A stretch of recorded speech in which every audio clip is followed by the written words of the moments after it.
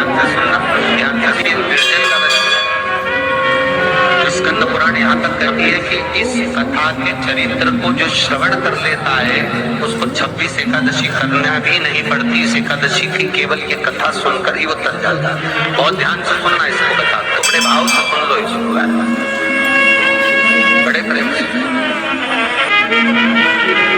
इसलिए सारी एकादशियों में निर्जला एकादशी की महत्वता शास्त्र प्रमाण करता है महाराज।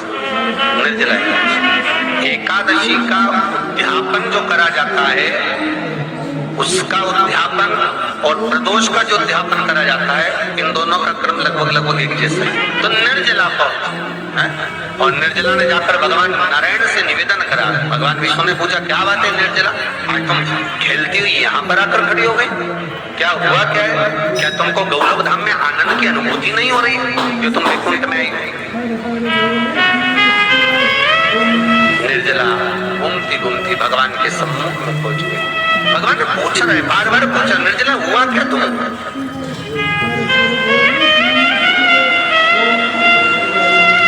निर्जला एकादशी हुआ क्या है, क्या कारण है तुम्हारे यहाँ आने का, वैकुंठ पहुंचने? बहुत ध्यान देना महाराज। शास्त्र कहता है सोमवार, मंगलवार, बुधवार, गुरुवार, शुक्रवार, शनिवार, ये देवता वो देवता सबके व्रत कर लो, सारे व्रत कर लो। पर ये व्रत आपको परमात्मा के धाम तक लेकर नहीं जा सकते, क्योंकि इनका जो पुण्य है वो मृत्यु लोक में आप थोड़ा सा भी व्रत करते हैं तो पुण्य समाप्त हो जाता। पर हिंदू धर्म के 3 व्रत ऐसे बता दिए जिन व्रतों का पुण्य समाप्त नहीं हुआ।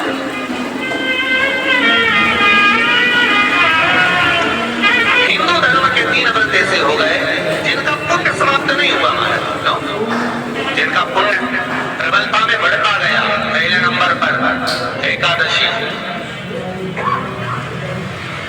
दूसरे नंबर पर प्रदोष और तीसरे नंबर पर शिवरात्रि।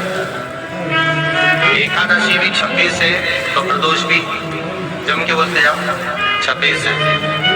शिवरात्रि केवल 12, केवल 12। और अगर अधिक मास की पड़ जावे तो ये अधिक की आय होती है। तो यहाँ शास्त्र कह रहा है कि 3 व्रत हमारे यहाँ जिनका पुण्य समाप्त नहीं हुआ, जिनका पुण्य प्रबल हुआ, बड़ा, इसलिए आज माता एकादशी का व्रत करती है। और एकादशी का व्रत कर अगर कोई जीवात्मा को देते हैं, कोई मर भी गया तो उसको एकादशी का दान देते हैं। एकादशी का उसको दान दिया है महाराज। निर्जला खड़ी एकादशी का व्रत लोग कहते हैं कि कर लिया, जान लिया, पर एकादशी के जो 18 नियम है, उन नियम में तो व्रत का सबसे पहला नियम, एकादशी व्रत का सबसे पहला नियम है कि आप जिस दिन व्रत करो उसके एक दिन पहले भक्ति का संचार इस हृदय में करो। भक्ति का संचार इस हृदय में कर लीजिए। जिस दिन आप व्रत करो, जैसे एकादशी का व्रत कर रहे हो तो दशमी के दिन शाम का समय जब आवे, रात्रि जब होने लगे, शाम का समय आवे और रात्रि का आप जब भोजन ग्रहण करो तो उस भोजन में कोई ऐसा पदार्थ ग्रहण मत करिए जिस पदार्थ के कारण आपकी एकादशी बिगड़ गया।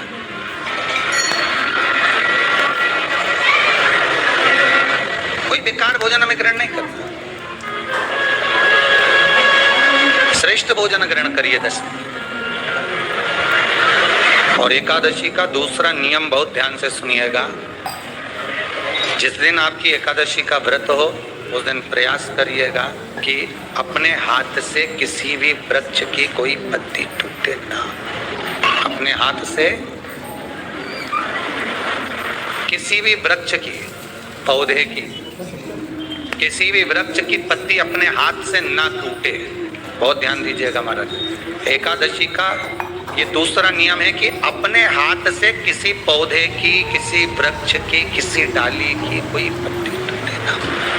सुंदर व्याख्यान कहा है, कितना सुंदर वर्णन है महाराज, कि मात्र एकादशी का व्रत कर लेने पर, मात्र एकादशी का व्रत कर लेने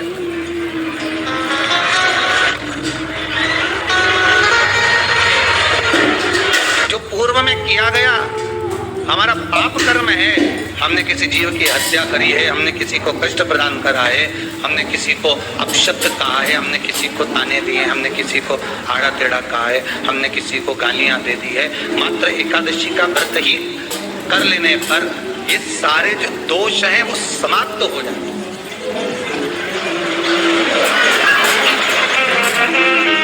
सारे दोष हमारे समाप्ति पर आ जाते हैं।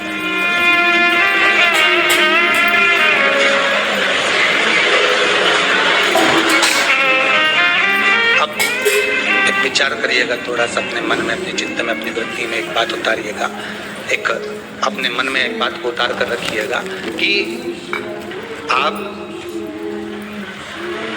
अपने पाप को, अपने पाप कर्म को जिस दिन क्षीण करने वाले हो, समाप्त करने वाले हो, अपने पाप को आप जिस दिन समाप्ति पर लेकर जा रहे हो, तो उसके एक दिन पहले आपको प्रसन्नता होना चाहिए कि नहीं होना चाहिए कि कल मेरा पाप कटने वाला है, कल मेरा पाप समाप्त होने वाला है, जो मैंने पाप कर्म करा है वो समाप्त होगा, जो मैंने पाप कर्म करा है वो कल समाप्त हो जाएगा। तो एक दिन पहले आपके चेहरे पर प्रसन्नता हो कि ना हो?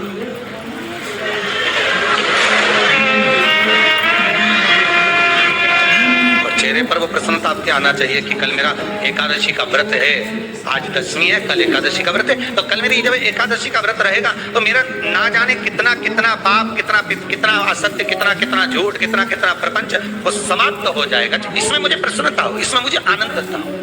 कहा गया कि प्रयास करिएगा कि एकादशी के दिन कोई वृक्ष की, कोई डाली की, फल की कोई पत्ती ना तोड़ी जाए। क्यों?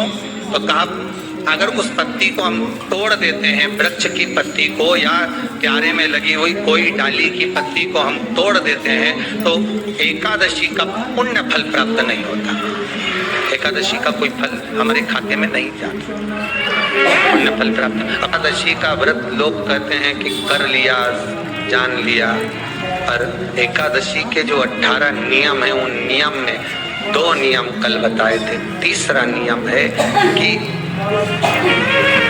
शिव की आराधना हो, कृष्ण की आराधना हो, भगवत स्मरण हो। दशमी, 11 और द्वादशी, दशमी, एकादशी और द्वादशी।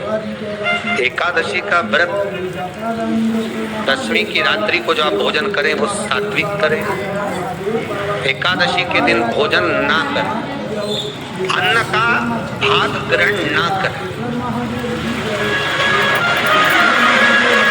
अन्न का भाग ग्रहण ना करें।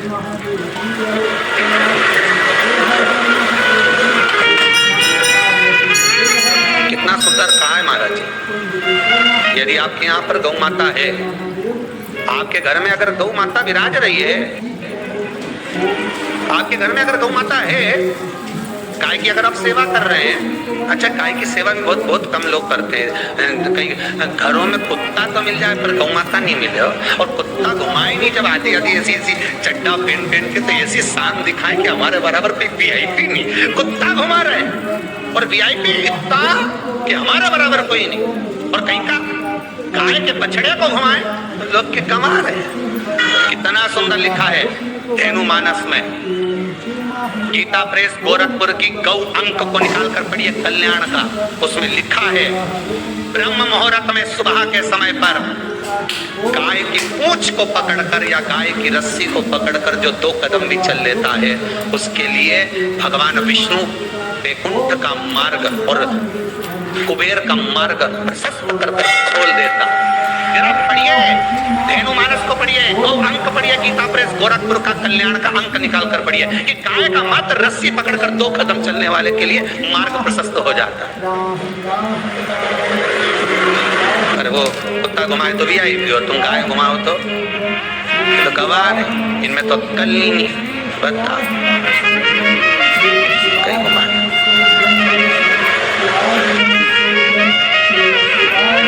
श्रेष्ठता नहीं रही भाई। समझो थोड़ा कथा को, थोड़ा चोट लगेगी हृदय को, तुम्हें बुरा लगेगा, थोड़ा सा बुरा तो जरूर लगेगा, क्योंकि चोट तो लगेगी तुम्हारे हृदय को। अरे संवरना तो पड़ेगा ना, सुधरना तो पड़ेगा, अपने आप को संवारना